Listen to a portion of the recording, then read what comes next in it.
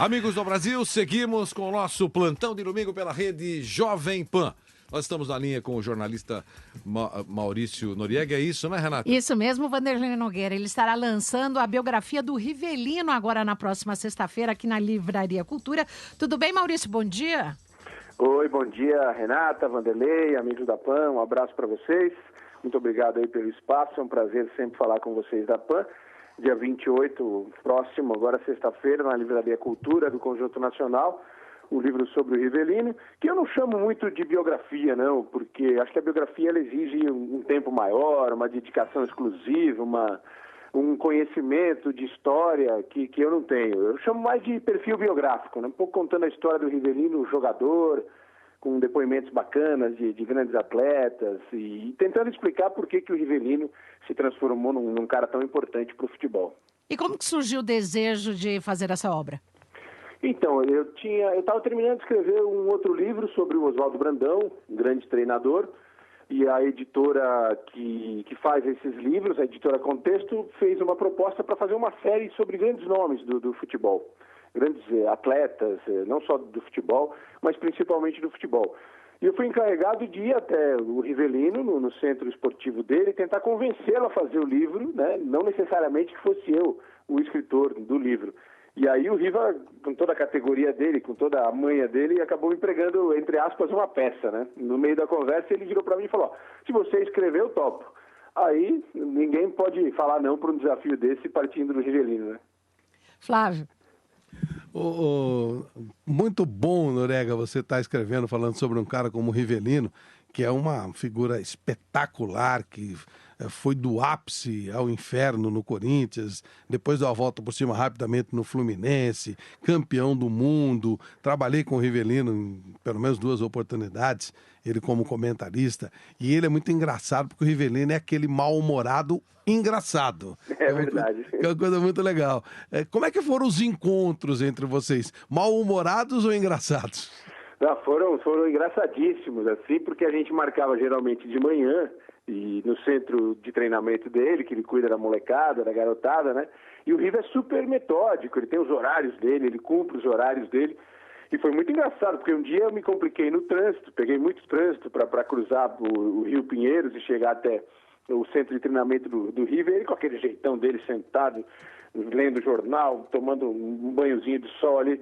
Ele vira para mim e fala assim, porra, você me abandonou, já me deu um esporro, assim, logo na chegada, mas depois ele começa a dar risada, começa a contar a história. Ele é exatamente isso que você definiu, Flávio, ele é um mal-humorado muito engraçado. Acho que talvez esse mau humor disfarçado no Riva seja um pouquinho para controlar certa timidez, principalmente nas conversas, assim. Mas os papos foram maravilhosos, nós tivemos dezenas de conversas muito, muito legais. Agora, Maurício, ele está fazendo quase 70 anos, está com 69 anos, mas completamente em forma e super rejuvenescido? Impressionante o Riva ele emagreceu, ele está praticamente com o peso de quando ele era atleta, ele controla a alimentação, né? É um cara que amadureceu super bem, né? Não gosto de usar o termo envelheceu, ele amadureceu super bem, absolutamente lúcido, com uma memória fantástica, né? De histórias espetaculares, né? O livro traz alguns depoimentos que eu tentei colocar de uma forma não cronológica exatamente, mas de uma espécie de sucessão entre jogadores que atuaram com camisa 10 ou os grandes jogadores que tiveram importância para a vida do Rivelino. Por exemplo, depois do Pelé, camisa 10 na seleção brasileira foi o Rivelino. O Pelé fala do Rivelino, fala da Copa de 70. Tem o Tostão, que foi um camisa 10 daquela época, que foi adaptado para jogar naquele time maravilhoso. E o Rivelino e o Tostão se entenderam muito bem. Acho que o encaixe daquela seleção passa muito por eles dois, por ter um jogador que pudesse jogar à frente do Rivelino e fosse muito técnico de tabela. O Rivelino sai da seleção brasileira, o camisa 10 passa a ser o Zico. O Zico dá um depoimento muito legal sobre o Rivelino. Temos o Neto falando, depois da saída do Rivelino do Corinthians, aparece o Neto, tempos depois, camisa 10, canhoto, genioso, genial. E ele fala também de toda a importância do Rivelino para ele, de suceder o Rivelino no coração da torcida do Corinthians. Tem o Zé Roberto Padilha, que foi do Fluminense, que conta a chegada do Rivelino ao Fluminense, o impacto que isso teve nos jogadores. Tem o Alex, que foi talvez o último meia canhoto, estiloso, camisa 10 da seleção brasileira. Tem o Platini, falando da diferença do camisa 10 canhoto brasileiro para o camisa 10 destro europeu.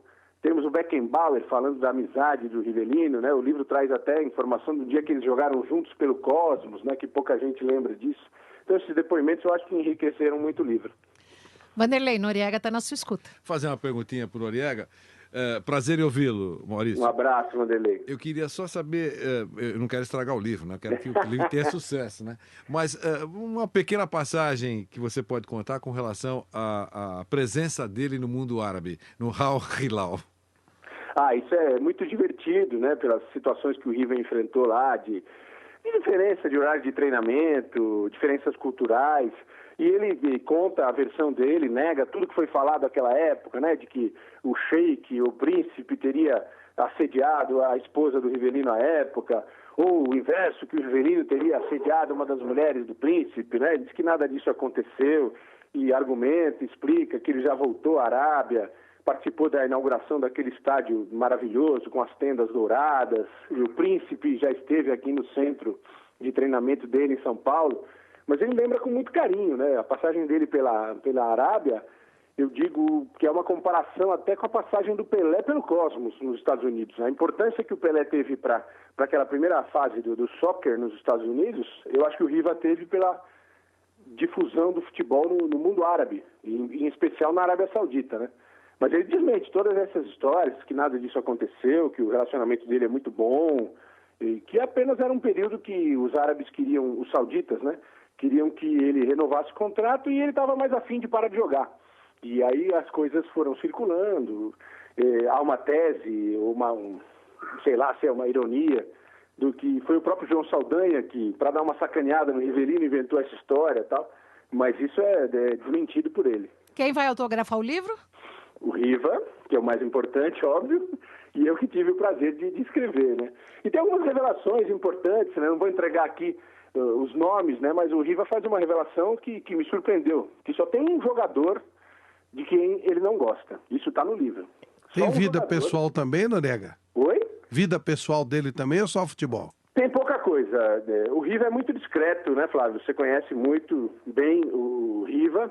O Riva não gosta muito de falar da vida dele, da família, ele protege muito a família, como ele foi muito protegido pelo seu Nicolino e pela dona Holanda, muito blindado pela imprensa. Mas há detalhes, assim, dele, do cidadão Roberto falando sobre o jogador Rivellino, né? Explicando por que situações e condições da vida que o Roberto teve, principalmente quando era criança e adolescente, foram, contribuíram para que ele se tornasse o grande Rivellino, né? Tem alguma coisa da vida pessoal dele, mas é muito mais um perfil do jogador.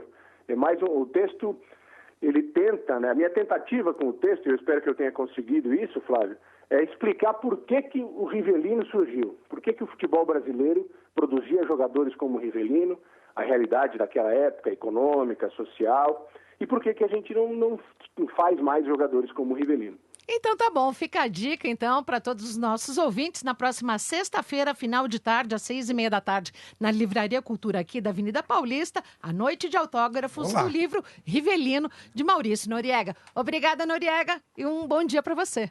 Muito obrigado. Espero vocês por lá, Renata, Flávio. Eu vou Vanderlei. Com certeza dar um abraço em vocês lá. Dois caras que eu admiro muito, Noriega e Rivellino, dois caras muito queridos. Muito obrigado. Estou esperando vocês todos por lá. Valeu pela força. Um abração. Obrigado, Maurício. Maurício Noriega, jornalista, e agora vai reunir muita coisa boa do Rivellino em um livro. Este é o nosso plantão de domingo pela Rede Jovem Pan.